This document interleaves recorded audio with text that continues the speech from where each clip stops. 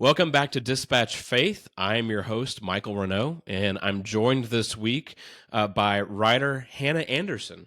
And in last week's Dispatch Faith newsletter, Hannah addressed what a lot of writers and thinkers and even public policy wonks are thinking about these days, and that's the so-called fertility crisis and how to address plummeting birth rates that we're seeing across developed countries. But Hannah took a slightly different take on it, really addressing the problems with the way that we frame some of these questions to begin with. So glad to have Hannah on this week. Hannah, welcome. Thank you, Michael. I was thrilled to extend this conversation a little bit. Loved writing the piece, but felt like there was so much more to say. It was just the beginning of something.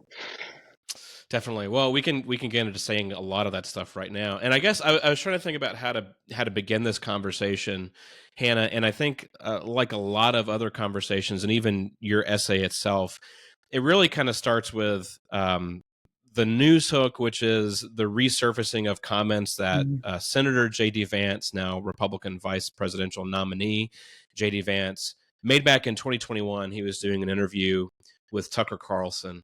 And I won't read the entire quote. Hannah, you pull that out in your piece in the Dispatch Faith newsletter. But just to cut down to, I think, what cuts to the chase of his comments, he said in 2021, if we want a healthy ruling class in this country, we should invest more, we should vote more, we should support more people who actually have kids, because those are the people who ultimately have a more direct stake in the future of this country. So, Hannah, just to start the conversation off, I mean, in roundabout figures, I guess, what's the problem as you see it with thinking about kids and thinking about families in the way that J.D. Vance framed it? Yeah, I'll tell you what, Michael, I really wanted to like his direction of thought. And I think there was this kind of uncanny valley when I was hearing him talk about families and childlessness, because my own instinct is toward the goodness of family and toward, someone asked me once when maybe 8-10 years ago, as I was going to have more kids. And I kind of paused and I said, well, I don't know, but I sure love people. I sure love this process of seeing who God is bringing into the world. And so initially there was this kind of, why can't I quite track with what he's saying? Because on the surface, there's this kind of pronatalism about it. And as I dug further, I think what I hit was this kind of utilitarian framework. Both that children did something for us and as a means to an end potentially, but also this sense that it was something that we would just choose to do. And I think that, essentially the article landed on that question of choice. Because reproduction is framed, especially in this moment, as choice and narrowed down even more to a woman's choice, which there's lots of issues with that framing as well. But when I started peeling back the layers, my discomfort revealed itself within that question of how do we receive children? How do we think of children?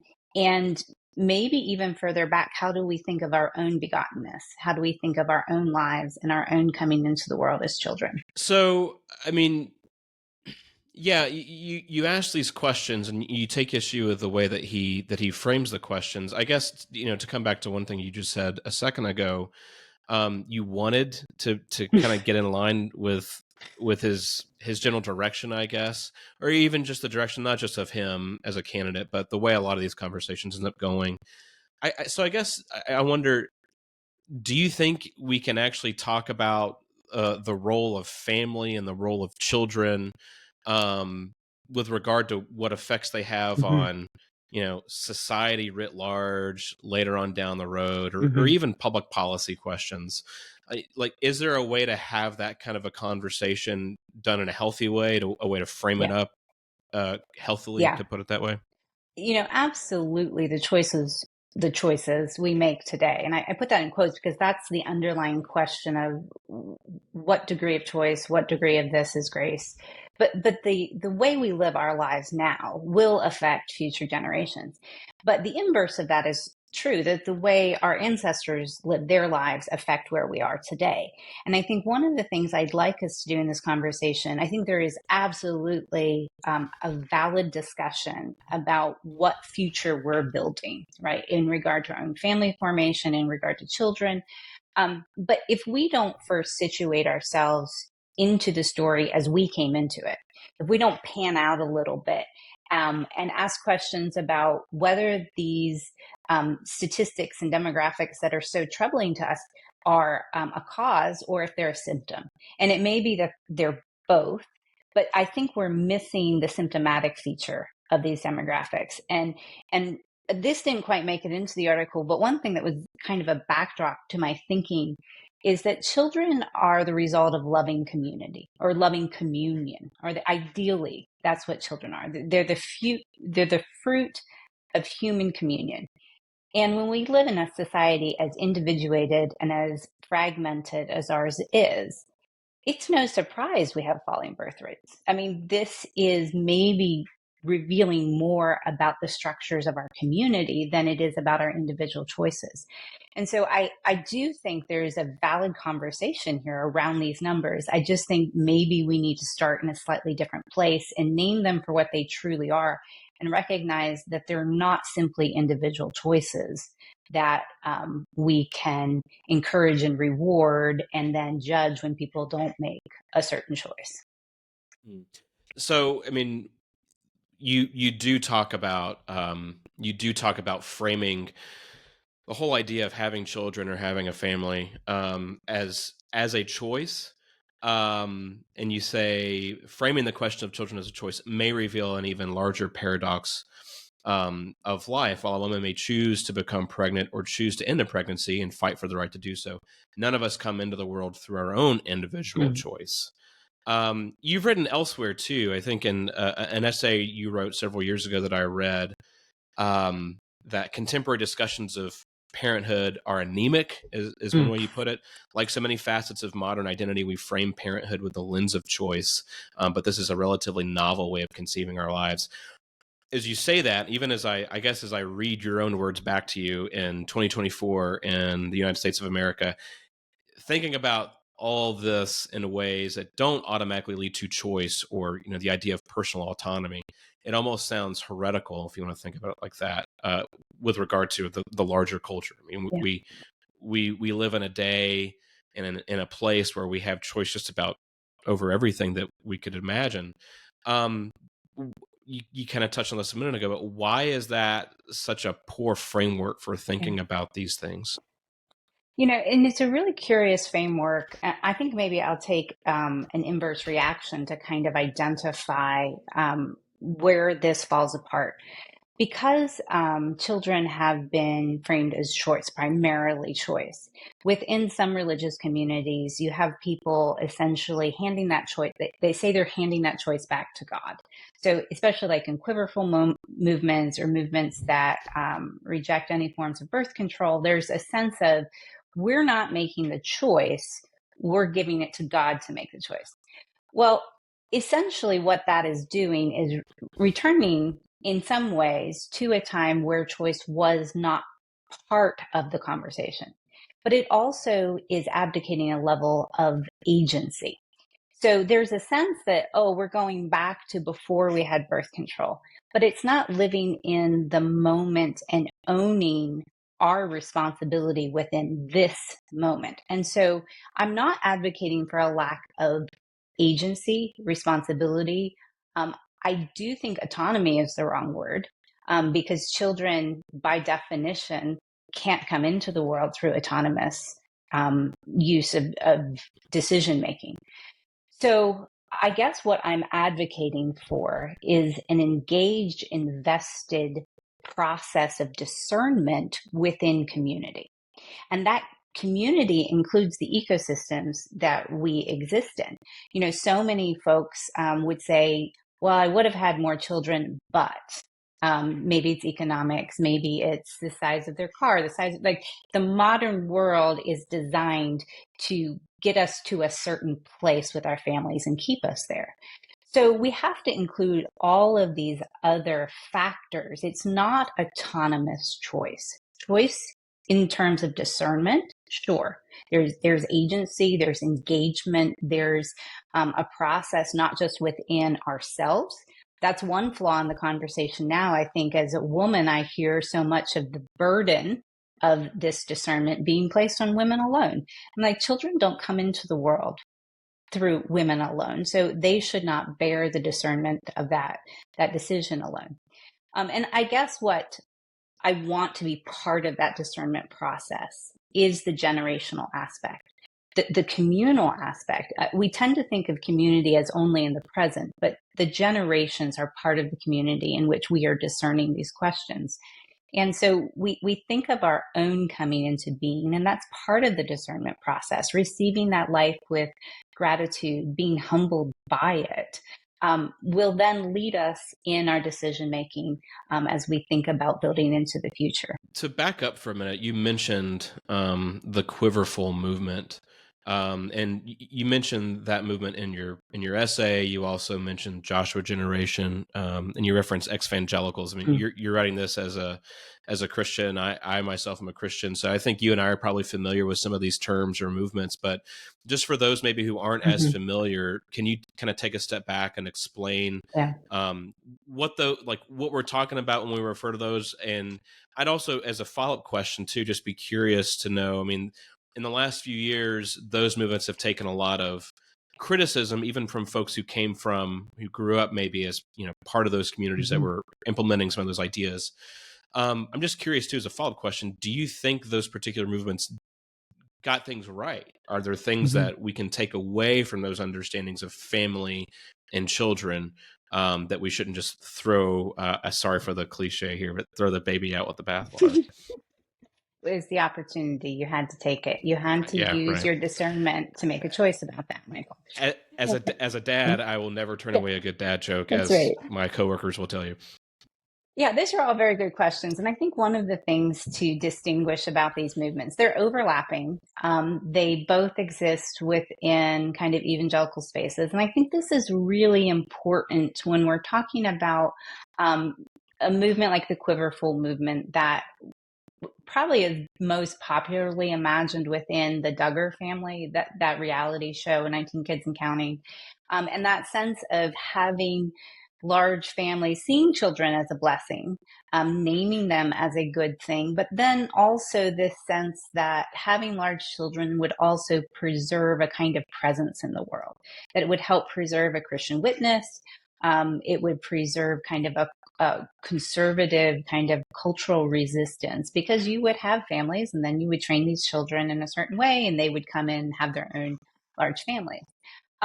I want to say that that's a radically different understanding of reproduction that you might find in a Catholic or Orthodox space. And it's really important to name that, because Protestantism, as a feature of modernity, as emerging out of a modern space, really does focus in on that choice piece and on that individual piece. And I think that's another part within this conversation, is the degree to which the individual home, the nuclear home, has been fronted. So we're not talking about, sprawling kin networks anymore. We're talking about the individual family with two parents. And in my own experience, that's an impossibility. To ask two human beings in isolation, away from an extended kin network or an extended community, to raise, 6, 8, 10, 12. Sure, it's possible to have a large family, but it is a significant burden on two parents to do. So within the conversation within evangelical and exvangelical spaces, we're looking at a decidedly modern pronatalism that emphasizes a nuclear family.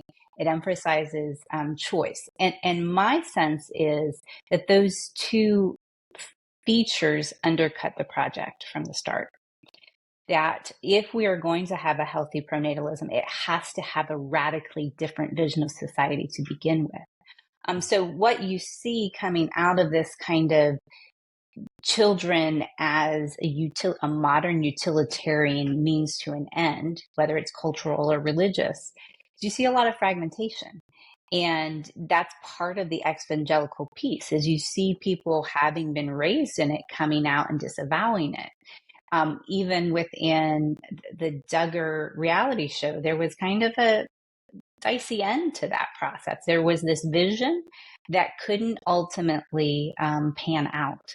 And so my concern is, if we are talking about the future and we're talking about building into the future, it can't be that way. That's going to be a dead end. It may work for one generation, but again, we have to think generationally. What is sustainable? What is going to build out not just with our children, but our grandchildren and our great grandchildren? And honestly, I think that's larger than religious spaces. That is the question of modernity. Have we so cut ourselves off from previous generations that we can't imagine 3, 4, 5, 6 generations out? Yeah, I guess to try to bring the conversation down a little bit, it feels like we're. I mean, these are big, sometimes heady issues, and Mm-hmm. I think we're staying up here maybe to bring it down Mm-hmm. closer to street level. I mean, Yeah. are there particular examples you might point to for, be they, I don't know, intergenerational family sorts of situations, or religious communities, or I don't know, neighborhoods, just to kind of help give a sense of, okay, we're talking about this stuff, the ways in which we talk about this stuff that are not very helpful. Here's some examples that Right. maybe are helpful or to look to. Yeah. Well, I think the first thing is the awareness of where we are. So, like, when you wake up and you realize, oh, this is where I entered the story. And so, the first thing we have to do is name our place accurately, because that's going to help us determine what are viable, sustainable options or goals for our own lifetime. And I think, one of the things I see is families beginning to recognize the fragility of their kind of place in the world, whether it's the nuclear home, where people are beginning to recognize, hey, two individuals can't make this happen. We are barely home. What is it? Wendell Berry talks about it being being a charging station for these consumers. And you feel that. And some of that has to do with, well, let's just schedule less for our kids. We won't be as active in this and active in that. And that may be a very practical way to reduce the load so that two people can handle it. But we have to recognize that that's what we're doing. We're trying to make parenting possible for a nuclear home. And so one of the things we can begin to think about is, how can we retain the integrity of a nuclear family while kind of distributing or creating bonds outside of it, so that we have a variety of different relationships that would help raise the children that belong to a specific nuclear home, but that we're leaning on each other, either in partnership with other families, or that kind of place of people committing to a location together. I've seen some of that happening where you have the option to move away, but you decide to stay because that's where your network is, that's where your community is. So those kind of individual choices to say, how can I get through the 18 years, 20 years that my kids are in my home? I can't do this alone. And then to begin to build that out. I think some people find it in church community, for sure. Not everyone does, but I think there is a there's an option there, like kind of one of the few places in society that still has a built-in infrastructure of community where you might be able to graft yourself into something that's already larger than yourself. And I think it's that idea of finding something that is stable enough that you can take your kind of hyper individuated home and grafted into that. Some people find that in a school community, especially I'm thinking of the kind of classical school movement, where folks have found a place to educate their children, but they've also found a broader community within that small space. So I think we're doing what we can on a small scale. We're trying to figure it out as we go about. On a larger scale, I think we just need to just recognize, as I've said before, it's so important to name reality for what it is. And so when we get into policy work, where we're starting by having defined the problem correctly, rather than just throwing money or like one of the things I've heard a resurgence among in the alt-right spaces is wanting to get rid of no-fault divorce because divorce rates are unhealthy. And I would agree with that. I've recently gone through an unwanted, unexpected divorce. I feel it deeply as a loss and a grief. At the same time, that kind of, well, let's just stop people from being able to get divorced doesn't solve the question of what was happening to lead to that place. So, in Mm. terms of policy, I think we do have to name correctly what is actually happening, rather than just trying to stop symptoms. Yeah, I mean, so you reference in your piece another piece that Christine Emba wrote for the Atlantic Mm-hmm.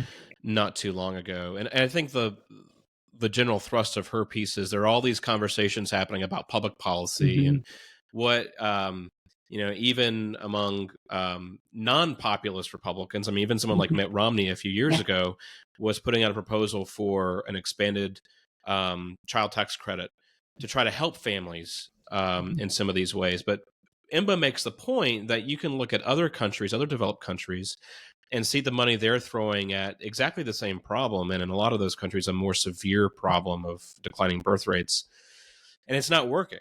It's Mm-hmm. not getting at that. She kind of leaves the piece. It's worth your time if folks watching haven't gone to read it at the Atlantic, but she leaves the piece at basically saying there are some questions that public policy can solve, but there are some questions Mm-hmm. that are almost, if you want to think about it, as pre-political questions. I guess you would agree with that kind of estimation, right? That you have to find. I think the way she puts it is you have to find certain meaning Yeah. in having children and having family, and public policy will never be able to Yeah. kind of give you that sort of meaning, right? Yeah. One of the brilliant things about her piece was she differentiated between policy that can help support a family once it exists, but policy doesn't lead to it, creating that family. And I thought that was so important for threading the needle because we don't want to say policy doesn't matter. It absolutely can make life better for families. It can make it more welcoming. It can make our society more welcoming for children and for parents. But that's a slightly different question than how do people become parents? How are families formed? And she does land on that question of meaning. And again, I would fully agree with her. My work is at that high level. It's at that esoteric level, that kind of spiritual level of sensing what is happening in the moment in terms of people's soul formation. And I think we have to also recognize that the modern moment, postmodern, is not very transcendent. Let me say that again. It's not very transcendent. So I think again, the framing of choice belies something else. It kind of places human beings at the center of everything, and so it's our choice to do right or it's our choice to do wrong. It's our choice to move in this direction. It's our choice to do this. That sets the reality, and I think we've lost a category for something beyond ourselves, and children fall into that category of beyond ourselves. And in terms of a utilitarian argument that says, well, we got to look to the future, we got to build this out, we got to preserve this, whatever, for whatever reason, we're having children. But at the end of the day, I'm not going to be in that future. I might be in my grandchildren's future. Maybe if I'm lucky, I'll be in my great grandchildren's future. But I'm not going to be 5, 6, 7, 8 generations down. So what benefit is it to me, right? In a very utilitarian framework, what benefit is it to me to build forward? And at least in my own process, the question of building forward into a future that you will not be part of is one of those questions of wonder and spirit and transcendence. And I think we have a crisis of spirit right now, for lack of a better word. We have a crisis of the sacredness Mhm. um, of life and of our own existence. And so part of what I tried to do in the piece was push forward that question of receiving our own lives as grace, receiving our own lives as a gift, because what that engenders in us is a gratitude and a sense of stewardship and being entrusted, not with a culture, not with the future, but being entrusted with life. being entrusted with um, our humanity and this beautiful, complicated thing that we have all been birthed into. And I think as we make sense of our own begottenness, that's where the meaning comes to then pass that gift of life on. And so as we see our own life as a gift, it humbles us, it gives us a sense of gratitude. And then, yes, we think, how do I pass that on? Am I going to pass it on through children? Well, maybe, you know. So that I think is the meaning that Embo was getting at that we have lost. Yeah. Do you, I mean, you wrote in a piece, I referenced it earlier. It's a piece you wrote in 2018 for Christ and Pop Culture. Um, but you talk about how the kind of the idea of vocation, Mm-hmm. Yeah. at least in that piece, kind of helps maybe give some of this Yeah. meaning, or the idea of calling. I mean, if you are called to do something, you must be called by someone or something, I guess, as it were. So I think that probably taps into some of the transcendence that you were referring to a minute ago. I mean, do you still think that calling or vocation may be helpful frameworks for thinking about some of this Yeah. instead of just kind of pure static choices we make Mm-hmm. along the way? Yeah, I think vocation is the framework for everything. If I'm going to be really honest, because if you pan out what we're saying when we use Can the language, really? Oh, sorry. You're about to. yeah, Yeah, you're about to. I was yeah. going to ask So you just to explain what you mean by that. Yeah. yeah, when I'm using the language of vocation, I'm not talking about profession. Profession may be a subset of vocation. I'm not talking about a skill set. I'm talking about the voice, the calling, the vocal of bringing us into existence, the thing that has called us into being. And part of that being is the life, just the basic life that we have. But it also is that it is that individual life. It is that unique person that has been called into being. And from that uniqueness, yes, there will be a discernment process to determine what has this person been called to live out. And so for me, that framework of being called by something larger than myself into a story that is bigger than myself, and yet retaining within that a sense of individual identity. So I've said really negative things about kind of the individual, hermetically sealed individual self. I don't want that to be confused with individual identity, because here's the other thing that begottenness teaches us. Begottenness teaches us the grace of our own lives, but it also teaches us the uniqueness of our own lives. Because when you sit and you realize the number of couplings, the number of DNA matchings, the number of things that had to transpire over the generations for you in your unique personhood to be sitting there, that will humble you, and it will bring you into a sense of wonder that you are part of something larger, but you also are very distinct in your personhood. So for me, when it comes to parenting, I do put it in this category of what am I being called into? And I discern that calling through a lot of different things. Fundamentally, do I have a partner that will have children with me? That's a Mhm. very basic step. There are ways around that, but it's a really core question. Am I in circumstances that allow for this decision-making process to even begin? What are the limits on my resources, not just economically, but relationally? What are the limits on my resources with what I can provide for children? All of those go into the discernment process of the individual life that we've been given and what we're called into. For me, the sheer gratitude and wonder at being alive was part of the discernment of wanting to see that come forward in the next generation, and to Mhm. pass on the gift of life that I had been given. Even as you talk about all this, I mean, again, you're writing as a Christian, Mhm. and I'm thinking about all this as a Christian as well. Your piece makes explicit references to the Christian story and how the Christian story, even the idea of begottenness, is Mhm. a Christian theme. I'm just wondering, zooming back out a little bit, I'm thinking about readers of the newsletter or people who stumble on this video who don't share those same kind of metaphysical um, assumptions, I guess you could say, and thinking about how to put the pieces of this conversation together. And I Mhm. guess a larger question, it doesn't just apply to birth rates and children and fertility and family and those sorts of things. It seems like it's increasingly difficult to even have some of these conversations if there's not some kind of shared sense of, Yeah.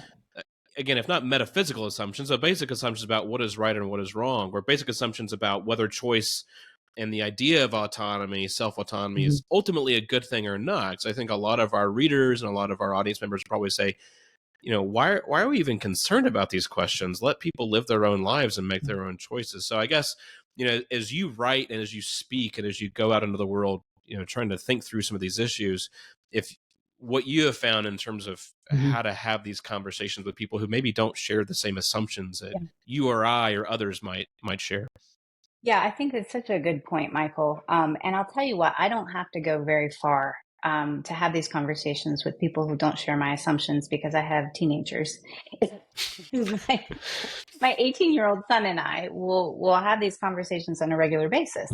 And one of the things I remember a recent conversation I had with him is he was asking about something slightly different, but he wanted to know if I believed human beings were fundamentally selfish, if they were self um, referential animal, beings. I use the word animals or beings. I said, well, here's the thing.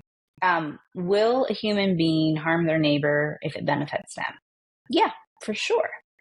Mhm. Are human beings also fundamentally communal beings? Yeah. And at some point, we can't all harm our neighbors and survive. And we know that instinctually. There is something that we have learned through the generations to know that at some point we can't all turn on each other. And so there is a collective kind of question here about, if you want to say species, I personally wouldn't use that language for humans other than, I'd say beings. But I do have to give a caveat there. I don't use that language for animals either. I'm a Mhm. little, you know, there's a little bit of wonder there happening. But to the point of our communal interests, right? At the end of the day, we can be terribly, terribly selfish. We absolutely will harm and kill and maim other human beings if it is in our own interest. But there comes a point that it tips, and Mhm. we know that we have a collective future. And so, even if we're just speaking in terms of our own sense of continuation, whether that's our own lives, whether it's the continuation of humanity, we do have a shared interest. And so at that point, the questions are, yes, individuals can make choices. Absolutely. Live your own life, make your own choice. But living that life happens within a community. And it's not that the community can come in and tell you what you have to do with your own life, but the community also is not absent from that conversation. And so, I think we wrestle with these things together, even if we apply our decisions personally. I do think there is a sense where we have to be talking as a society about the collective long term future of the community. Well, last question, and you've kind of referenced this a couple of times. I mean, I'm sitting. You're talking about your 18-year-old son, and I think you've written about your kids even for the Dispatch before Yeah. too, in some previous pieces. I'm thinking, how these conversations have shifted over the last, I don't know, 8 years or 10 years or Mhm. whatever. I put that in perspective of my own kids' lives, Mhm. and 8 or 10 years seems like it goes by like that when you're talking about how Mhm. society has these conversations. 8 or 10 years, in one sense, it goes by like that, but in another sense, it feels like an eternity ago when you think about how different your own kids were eight Mhm. years ago or 10 years ago than they are now. You've gone through those changes, raising now young adults. You mentioned going through a divorce. earlier in the conversation. I'm just wondering how kind of the passage of time within your own Mhm. family and going through different stages within your own family, whether that's changed how you think about some of these issues Mhm. and some of these questions, or whether it has kind of crystallized, um, or galvanized perhaps some of these questions too. But it's an interesting, these are interesting conversations to have for someone like you or someone like me Mhm. who's kind of in the middle of some of Yes. these. All right, we can talk about it up here, but after this, like, we got to go pick up the kids from school Right. or make sure somebody gets to this over here, or Mhm. whatever. Just wondering how all that changes your thinking, if it does at all, through the Yeah. years. Well, they say all politics is local. I think all philosophy is local, and for me, local it has been my own home, and it's been the attempt to work out my own life and to work it out within a specific family, within a specific place and context. And so I wouldn't say I would have these changes so much as I hope I have grown in my understanding of this thing called family. And I think probably in the past, one of the things I may have over actualized was a sense of choice. It was a sense of you get married, you pick a partner, you have kids, you do this, you lay out your life. Now, hopefully, you'll be making wise choices. Um, but there are so many things outside of our control that even those of us who long for certain experiences of family may not get that. I think it's interesting when we speak in terms of the choice of to have children. Some people don't even have that choice in terms of Hmm. infertility, or maybe they don't have a partner. And I think of that within my own changes within my own family structure to say, okay, this was not my choice, but it's something that I live in and with, and I can show up in it. I can choose how I show up in it. But I think that that sense of being part of something larger where there are factors that we can't control. Um, because when we're talking about family, we're talking about human beings. We're talking about these very complicated, beings who are making their own decisions for reasons they don't always understand. And that's definitely true of children. And so, one thing I've been grateful for through all the changes I've seen, through what I hope has been growth in my own perspectives, is I still believe very deeply in the power of loving relationship, loving community, in home. I believe that it is one of the most beautiful, wonderful places that we can exist in if it is shaped by love and sacrifice. It can be a very hard place to be if it is shaped by utilitarian or selfish ends. But when it is a microcosm of community, when we learn in our homes how to love our nearest neighbor well, how to sacrifice for the other, how to extend ourselves, how to serve for the greater good, we're being formed in something that then will benefit outside of the walls of that home. So I haven't lost my sense of, I haven't changed my sense of vocation or calling toward home. And if anything, I believe more strongly in it. Hannah, thanks so much for this conversation. It's been kind of fascinating to have. I hope it's been fascinating to watch. Where can folks find your work if they want to know more about you, or follow more of your stuff? Well, I'm on Twitter, X, I guess is what we're calling it now, at Sometimes a Light is my handle. Also, I have a website, sometimesalight.com, and that has some of my writings and books. And of course, you can find me at the Dispatch. Indeed, thankfully so. Hannah, thanks so much. I appreciate you taking the time. Thanks, Michael.